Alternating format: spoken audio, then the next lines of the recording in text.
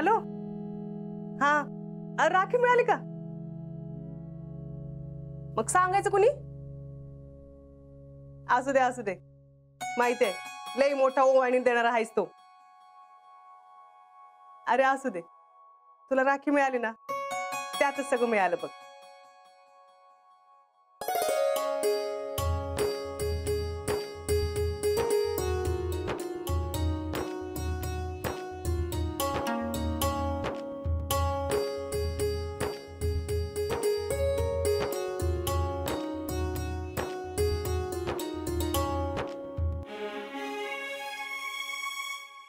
काळजी घे.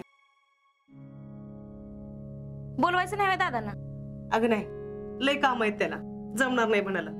अगं मी पाठवलेली राखी बांधून घराबाहेर पडला. पण सुमन, तुझा भाऊ कधी येणार आहे? येईल की दुपारी. आला बघ ध्रुव. ये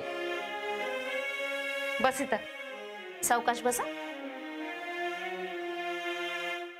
सौरभ दादा कुठे? सुमन, शितली बेळगावला जाणार आहे ना विक्रमकडे? होय, आणि तिनं विक्रमसाठी स्वतः राखी बनवल्या. खरंच? होय. नानाले